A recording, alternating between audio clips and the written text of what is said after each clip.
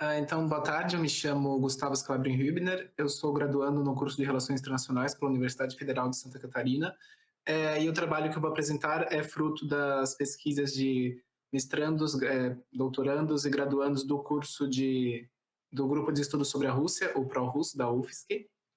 O meu trabalho, a nossa pesquisa, trata da Rússia Ásia Central, uma análise pelo viés da teoria do Hartland. Primeiro, uma breve introdução acerca do continente asiático, que é o principal foco do nosso estudo, que ele foi sistematicamente estudado ao longo da história, e uma das visões a seu respeito é pela teoria do Hartland. Nós abordamos, sobretudo, a Ásia Central, que é uma região que, após o colapso da União Soviética, se dividiu em diversos países, cada qual passando a ter características únicas e de caráter individual como nação.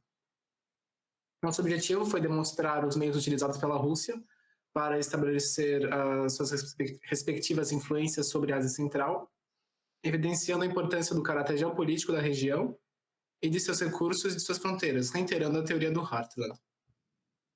Nossa metodologia foi basicamente um estudo exploratório descritivo e os dados foram coletados por meio de uma pesquisa bibliográfica e documental. Bom, iniciando pela teoria do Hartland, ela foi proposta inicialmente por Halford Mackinder em 1905, num paper intitulado O Pivô Geográfico da História, na qual ele acreditava que uma região do planeta seria o pivô que regeria as dinâmicas históricas das demais regiões adjacentes.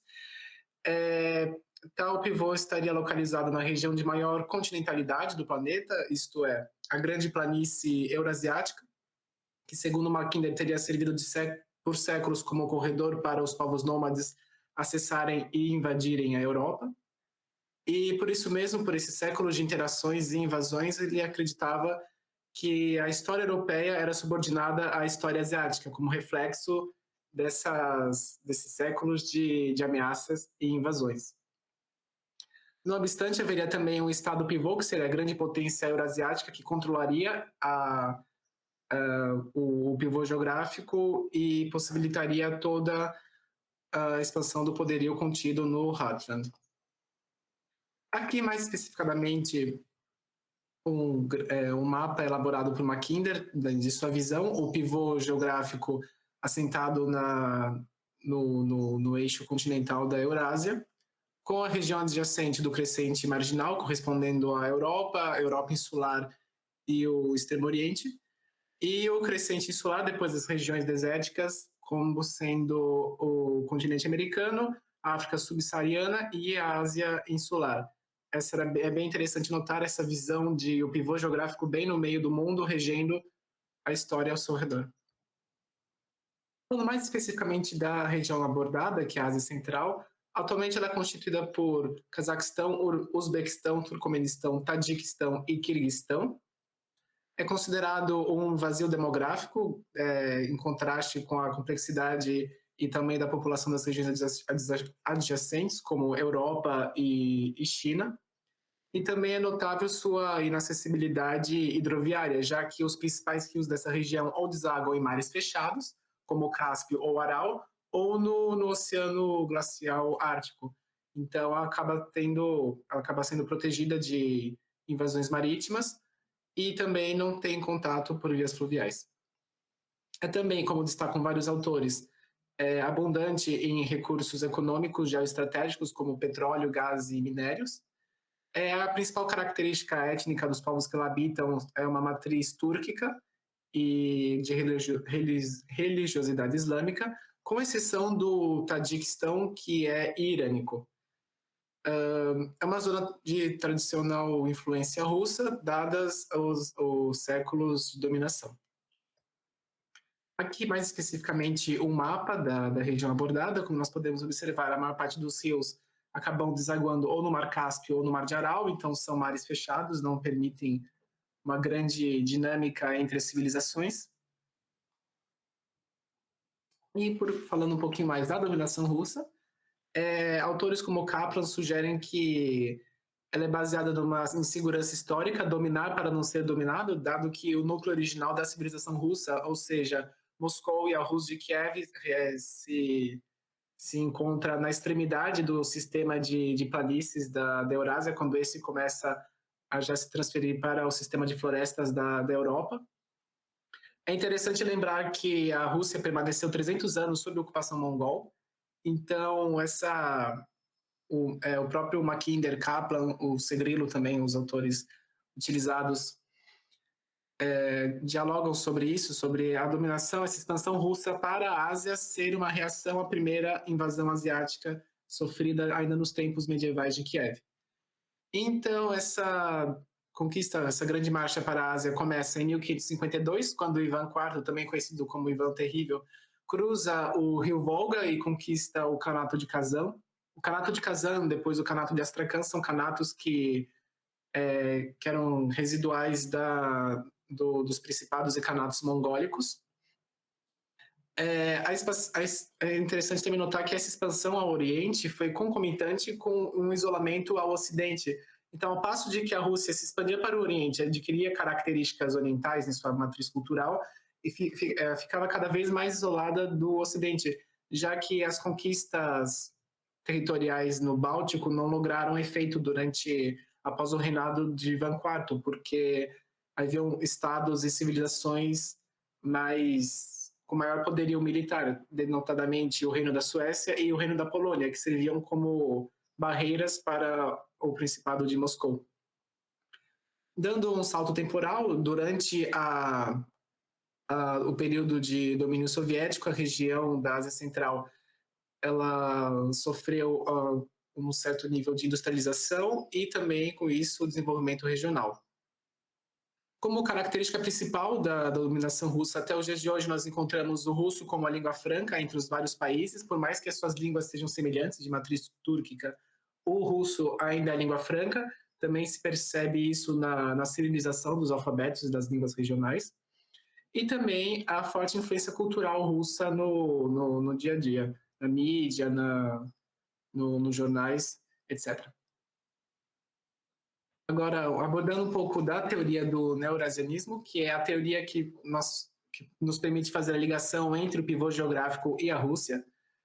É uma teoria que surge na década de 1990, com a queda da União Soviética. É herdeira do eurasianismo, que foi uma corrente que surgiu primeiro entre a comunidade de imigrados russos em 1921, em Nova York, mas acabou perdendo força e volta aí renovada em 1990. Para os neo-eurasianos, a nação russa é uma nação essencialmente transcontinental e eurasiática que se sobrepõe ao pivô geográfico. Para os neo-eurasianos, o Estado pivô e a Rússia são essencialmente a mesma coisa. Inclusive, tem autores como o próprio Kaplan, que diz que a Rússia é, por excelência, o Estado arquétipo da nação eurasiática. Então, nós separamos 3 autores principais do neo-eurasianismo, o Lev Gumilev, o Alexander Dugin e o Nursultan Nazarbayev. O Gumilev ele pregava a superetnia eurasiática, uma mescla de vários povos eslavos, túrquicos, mongólicos, e que estaria em confronto em uma disputa multicultural com a superetnia ocidental, representada Europa latino-germânica e pelo continente americano. Alexander Dugin ele já segue uma linha mais tradicional de pensamento, basicamente o tradicionalismo russo e o tradicionalismo eslavo, diferente do Gumilev, que acredita nessa pluralidade étnica. É bem interessante notar isso, que o neo-eurasianismo não é uma ideia. Existem disparidades entre os autores, né? O Dugin também acreditava na multipolaridade do sistema internacional e, essencialmente, rejeitando o Ocidente, assim como o Gumilev. O Nazarbayev é o mais importante no sentido de, como disse Grilo, no sentido de ter levado o neo-eurasianismo para o patamar político. Nazarbayev ele era presidente do Cazaquistão e também um importante teórico. E foi com ele que uma política de Estado adquiriu caráteres de neo-eurasianista. Um pouquinho da economia russa, que nós abordamos também na nossa pesquisa. A economia russa entrou em crise a partir de 1990 com a queda da União Soviética e a implementação do neoliberalismo. A retomada do crescimento veio nos anos 2000 com a ascensão de Putin ao poder e sua política mais pragmática de se equilibrar entre o Ocidente e o Oriente. O Ângelo Segrilo, um dos nossos autores citados, ele trabalha bastante essa questão da Rússia entre Ocidente e Oriente. E foi com Putin que teve a rearticulação do espaço pós-soviético. Também com ele, o desenvolvimento tecnológico e social da Rússia foram elevados, baseados principalmente na exploração de recursos minerais como petróleo e gás. Recursos esses vindos não só do próprio território russo, mas também dos territórios dos países da Ásia Central, que, como já mencionado, são riquíssimos em recursos geoestratégicos. Gustavo, 10 minutos. Perfeito, obrigado. Um pouco da economia regional. Também a região da Ásia Central sofreu com a inflação e a crise econômica após a queda da União Soviética. Alguns países continuam nisso até hoje, como o Uzbequistão, o Tajiquistão. Outros conseguiram elevado crescimento, como o caso do Cazaquistão, como bem nos explica Kaplan. E dentro no ensejo do neo-eurasianismo, articularam-se regionalmente os países na Organização de Cooperação de Xangai, em 1996, e na Comunidade Econômica da Eurásia, em 2000. Essas duas organizações foram frutos, principalmente, como bem destaca Segrilo, da ação de Nursultan Nazarbayev e sua política de Estado neo-eurasiana.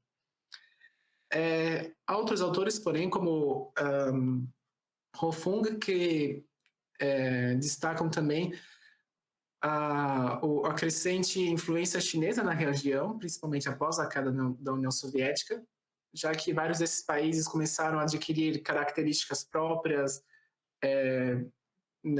adquirir noção de independência, de nação própria, e começaram a se distanciar da Rússia e cair na sinosfera.